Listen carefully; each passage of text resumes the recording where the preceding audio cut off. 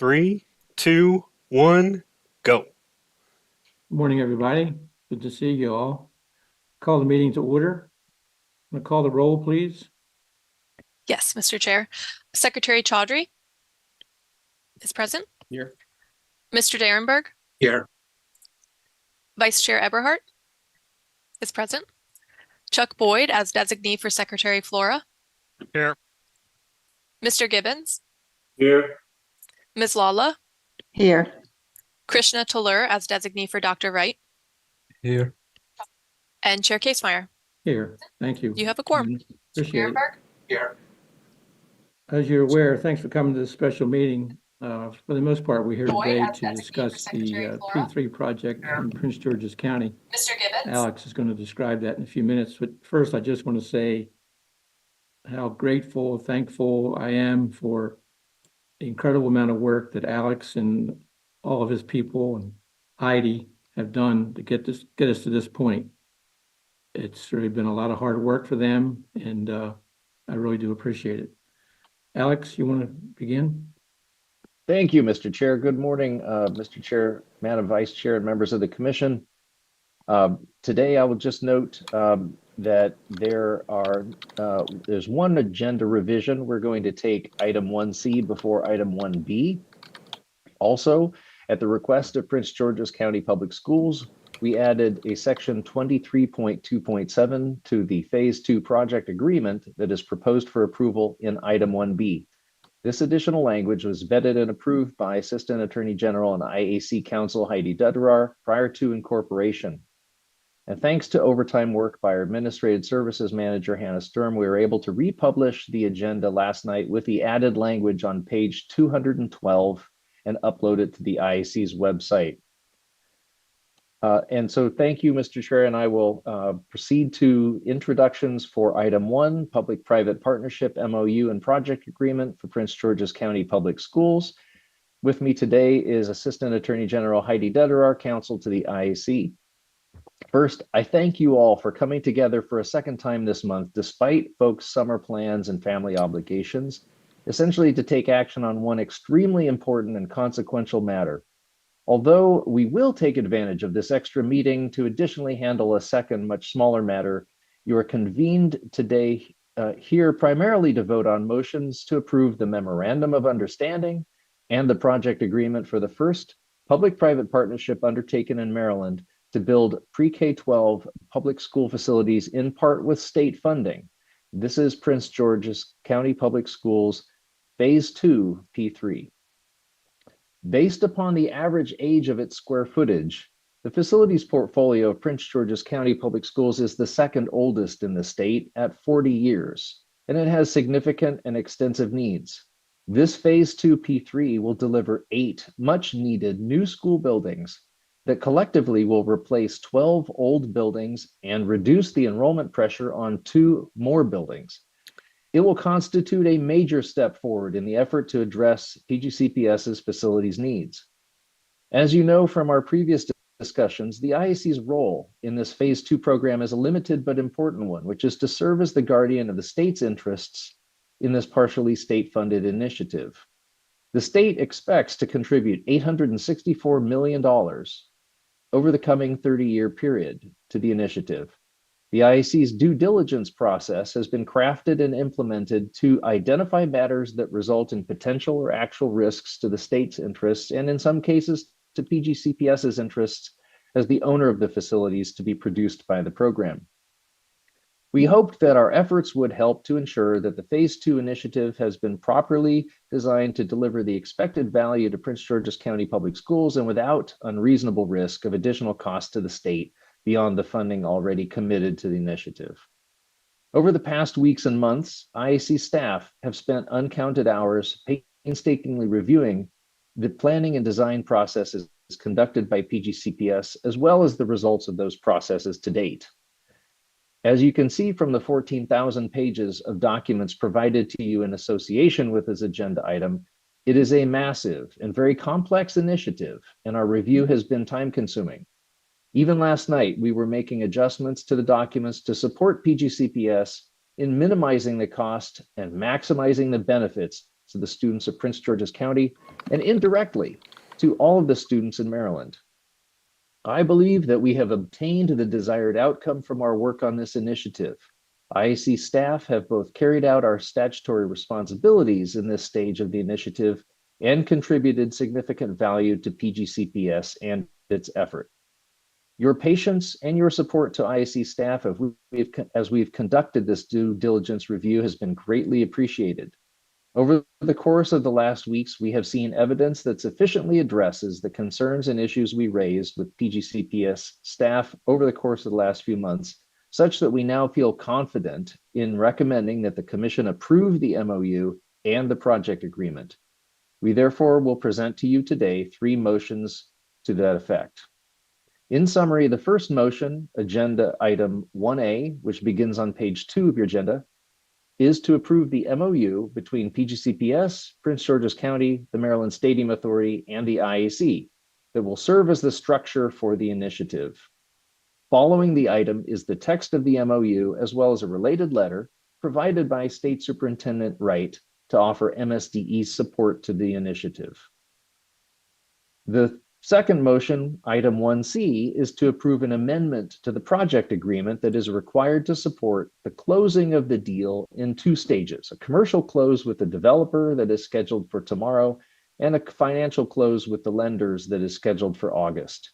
In essence, this amendment allows for the amount of the annual availability payment to be set at financial close once the cost of borrowing has been agreed upon, but ensures that it will be no more than $70 million per year.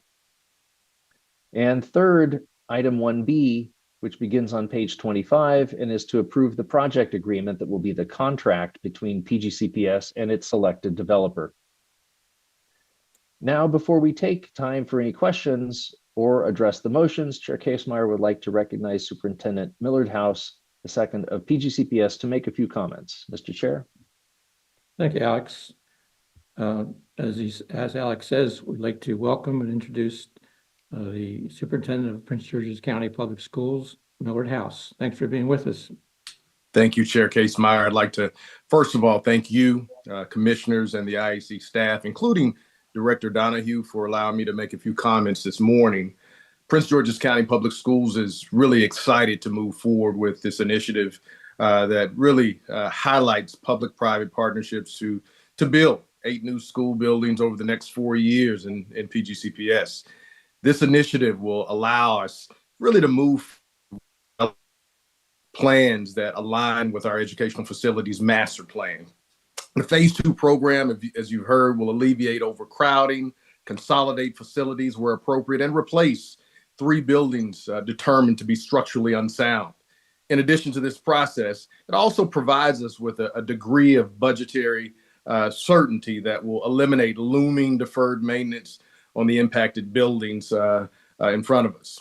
Getting to this point has required an exhaustive planning and development process that has included engaging every department in the school system and has really been a major partnership as we look at the designs of these different spaces. But it's also required the support and collaboration, and I can't highlight the IAC more. The staff has been absolutely phenomenal, and we're thankful for the partnership. And for that, on behalf of PGCPS, we just say thank you. We're satisfied that these new facilities will meet the needs from both a utilization and an educational standpoint. We're very, very pleased with the preliminary designs and supporting educational specs developed for these projects as well. It is also my understanding that the designs will continue to be refined by their architects in coordination with staff and community stakeholders. So with that, we're really appreciative of this significant long-term financial investment of the state of Maryland and Prince George's County in this effort. This support will allow us to make a significant impact towards right-sizing our asset portfolio. Additionally, this support will create over 8,000 new seats for PGCPS students, consolidate and right-size 15 schools, allow us to design and build highly efficient and sustainable facilities, and provide our students and staff with world-class 21st century learning environments that everyone wants to be a part of. In sum, in closing, PGCPS is just extremely excited to work with the IAC, MSA, and MSDE in the development of these schools, and look forward to the successful completion of this project. I thank you for this opportunity to address you all before this most important set of approvals. Thank you all. Thank you, Mr. Superintendent. Pleasure to have you, and thanks for all your cooperation. Alex, you want to continue? Thank you, Mr. Chair. I would be happy to stand for any questions, as well as Heidi will be with me on this for any questions with regard to the motions coming, or I can give an introduction and read the motion for 1A, which is for the Memorandum of Understanding. I want to give a brief description and read the motion. Thank you, Mr. Chair.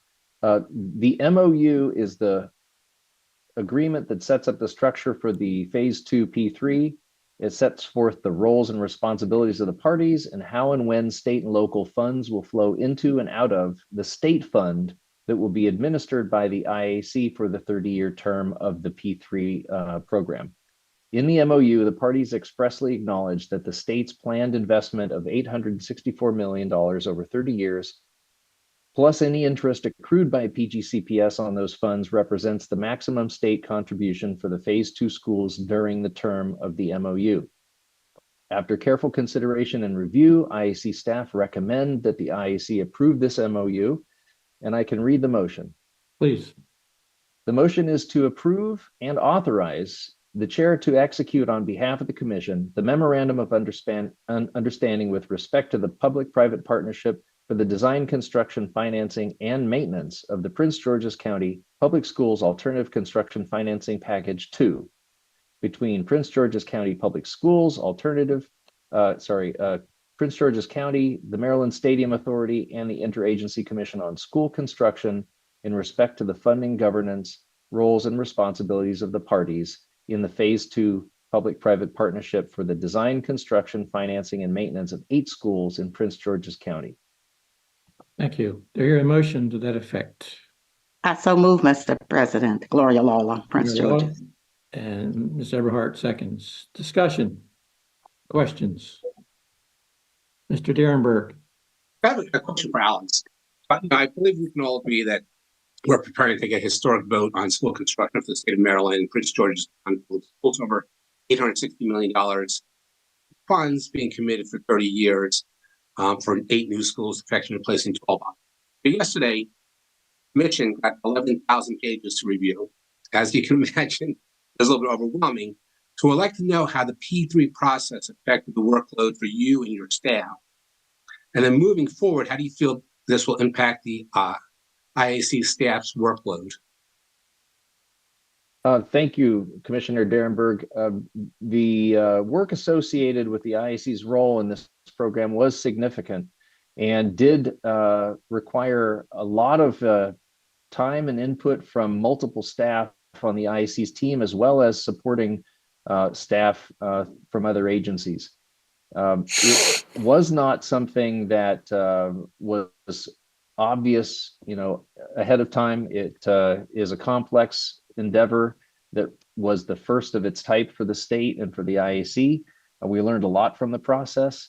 It is something that we now understand better and will be able to better and more efficiently handle any future P3 evaluations of this sort, should any other counties proceed there. But if a number of other counties really, so the answer to your question is, it depends on whether other counties choose to pursue any P3s. If others do, we may need to augment our capacity to support them through this process, because it is quite extensive and time consuming. And so we will learn more in the next few months as Calvert County and Frederick County pursue work groups to examine whether a P3 might be a tool they might want to use to meet some of their portfolio needs. And when we hear from Charles County, which has been discussing that possibility for about a year or more now. So we will know soon, and I appreciate your question, because it is something that we should come back to. And then moving forward, if we could just get a little bit more time for the staff and for the commission to, digest everything that's thrown at us, because it was quite a bit. And I'm sure, for me, I'm sure it's for you guys also. So I'll just see if we can, not so much on your end, but maybe the people presenting the P3s to us. But you guys did a great job. I'm impressed. Thank you, Mr. Derenberg. I appreciate that very much. Other questions? Mr. Gibbons? Yes, thank you, Alex and Heidi. You guys gave me a good detailed overview of this. And I just had one question about I know this isn't part of the MOU, but I view the MOU and the partnership agreement pretty much all as one. The most recent change, can you give us the flavor of why this change just was made? I know that it had to do with the financeability and able to be able to close the financing. If you could just give us a quick overview of that, because that just came, I think it just came late yesterday. Yes, thanks. Go ahead, Heidi. Okay. Yes, PGCPS alerted us yesterday that they had had discussions with the developer regarding PGCPS's rights within the MOU, not within the project agreement, but within the MOU, to terminate the MOU, or if PGCPS was to default on the MOU,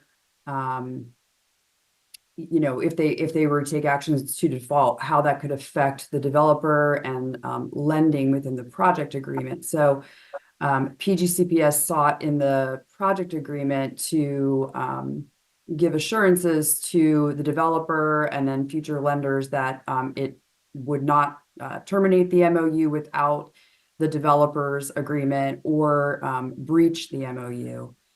So they put language to that effect in the project agreement. It does not in any way affect PGCPS's ability to terminate the project agreement itself if any of the conditions exist that would allow it to terminate. It just locks PGCPS and the developer together in terms of PGCPS's relationship to the MOU. It gives more comfort to lenders that PGCPS can't take actions outside of what the developer would agree to for the in terms of the MOU. It does not affect the IAC's rights or responsibilities within the MOU. That answers my question. Thank you. Thank you, Heidi. Any other questions? Krishna?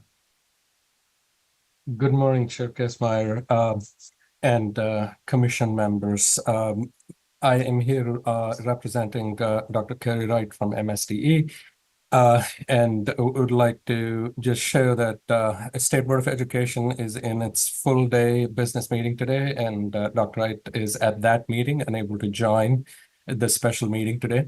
As Alex shared earlier, Superintendent Wright has submitted a letter with support of this agreement and project.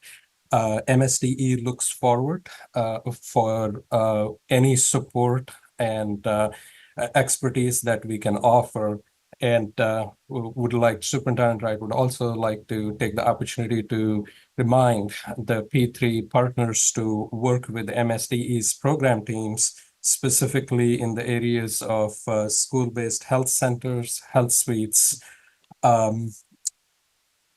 regional special education programs as appropriate. And as Dr. House shared in his comments, like Prince George's County staff, MSDE looks forward to providing any support as needed and asked. Thank you.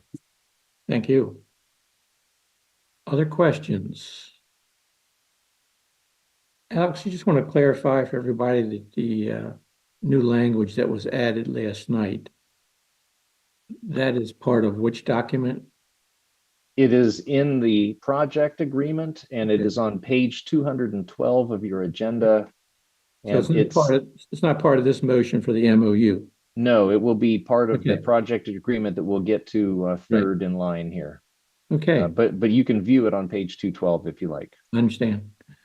Okay, regarding the MOU, the motion is to approve the MOU.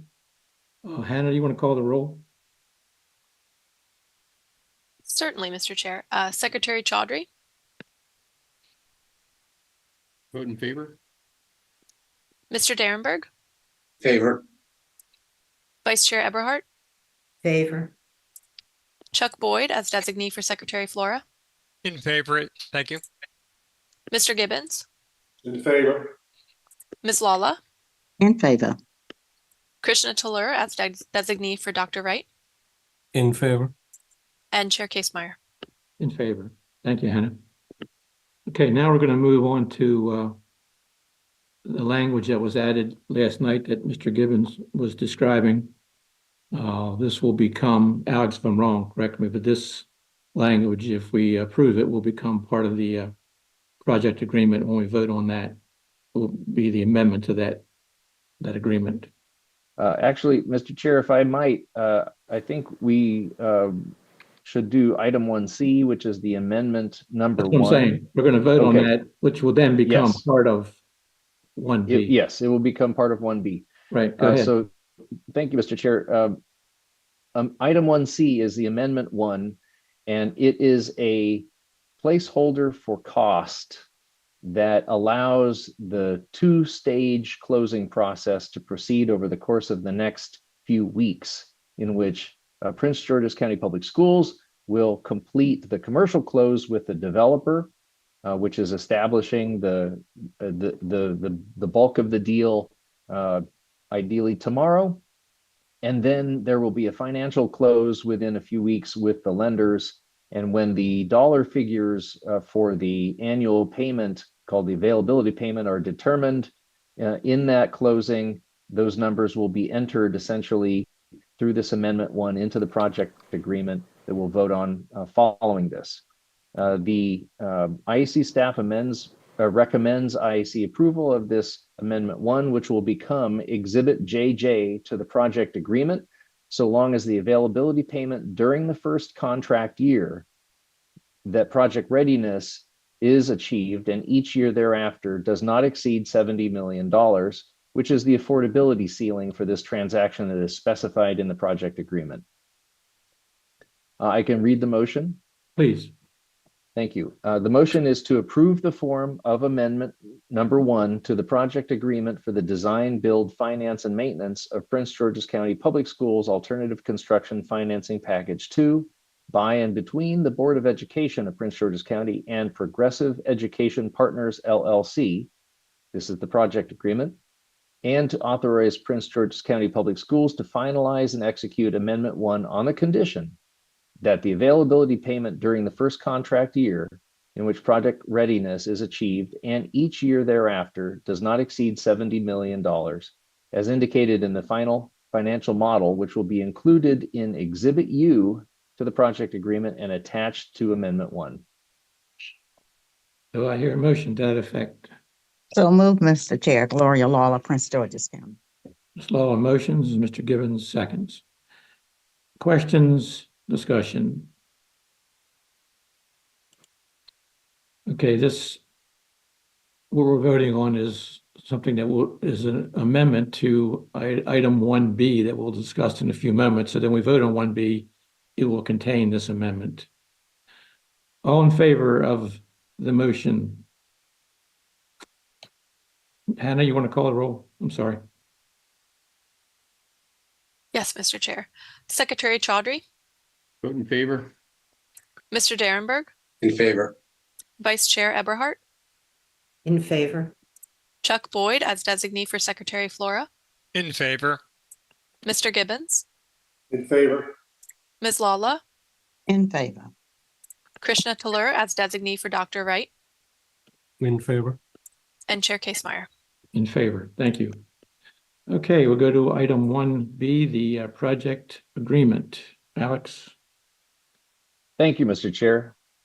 Yes, item 1B is the project agreement for the Prince George's County Public Schools Alternative Financing Construction Package 2 with Progressive Education Partners, LLC for the design, construction, and financing of the 8 schools in this phase 2. This agreement will run through June 30th, 2056. It sets forth the roles, rights, and responsibilities of the 2 parties, as well as each party's remedies if the other party defaults or terminates the agreement. The following schools are to be built as part of this package and have the following scheduled school occupancy readiness dates as indicated in the agreement. Group A schools will be Margaret Brent Elementary School in Hyattsville, Templeton Elementary School in Bladensburg, to open July 2026. Group B schools a year later in 2027 will include Brandywine Area K-8 School in Brandywine, Fairwood Elementary in Bowie, Hyattsville Elementary in Hyattsville, Robert Frost Area K-8 in Lanham. And then finally in July 2028, the Group C schools will include James Duckworth Elementary in Beltsville and Spring Hill Lake Elementary in Greenbelt. IAC staff have had the opportunity to review the project agreement and all the exhibits thereto and recommend that the IAC approve the project agreement as presented. And I could read the motion. Please. The motion is to approve the project agreement for the design, build, finance, and maintenance of Prince George's County Public Schools Alternative Construction Financing Package 2 by and between the Board of Education of Prince George's County and Progressive Education Partners, LLC, for the design, construction, financing, and maintenance of 8 schools as listed in Prince George's County. And this is as amended, right, by the previous action? Correct. This is as amended with the additional Right. section that was placed on page 212 of your agenda. Do I hear a motion to that effect? So moved, Ms. Mr. Chair. Lawler? Gloria Lawler, Prince George's. Second? Ms. Eberhardt. Questions? Any questions about the project agreement? Okay, motion is in favor of the project agreement. Hannah, you want to call the roll, please?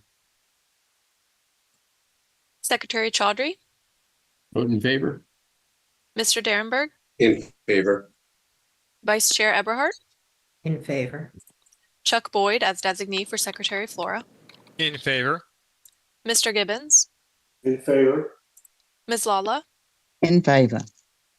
Krishna Talur as designee for Dr. Wright, In favor.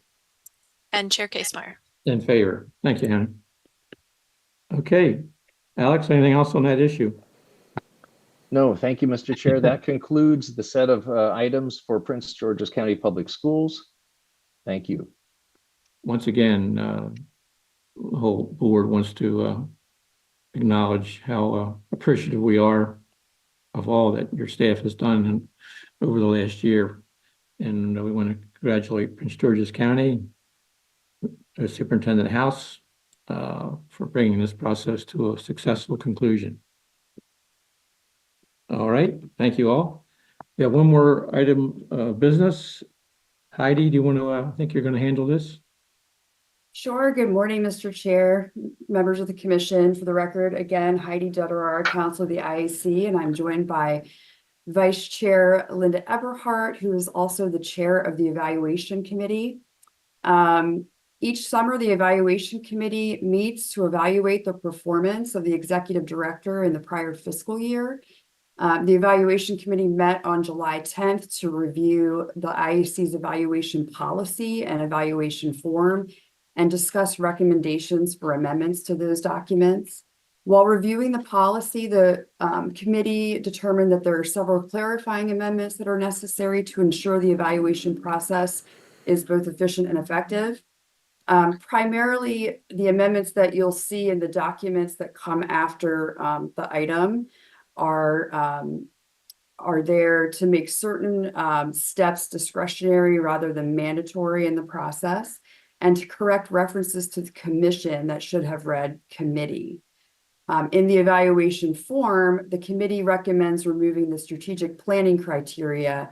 That criteria was not evaluated in fiscal 2023 and cannot be evaluated for fiscal 2024 because you, the commission, have not yet had the opportunity to engage in comprehensive strategic planning discussions. As such, the executive director cannot be evaluated on that element. Unless there are any questions, I can read the motion. Please do so. The motion is to approve amendments as presented to the IAC as presented on the IAC Executive Director Evaluation Form and Policy, which policy was originally approved on April 20th, 2023, and previously revised on October 12th, 2023. Do I hear a motion to that effect? Ms. Everhart, second by Secretary Chaudhry. Any discussion on the motion regarding the review process of the executive director? I want to thank Heidi and Linda for all they've done on this issue. Takes a lot of legwork to get this done, and appreciate it. Okay, all in favor of the motion, raise your hand or say aye. Aye. Mr. Chair, I just had a quick question. Yes, sir. Before we vote, the strategic planning section that was removed, obviously, I think no problem with Alex. Alex doing a great job. That was being removed, obviously, but is the intent to coordinate on that so that can be added back in to the evaluation criteria as we move forward and do strategic planning as a commission? Heidi, you want to answer that? I think the intent would be yes.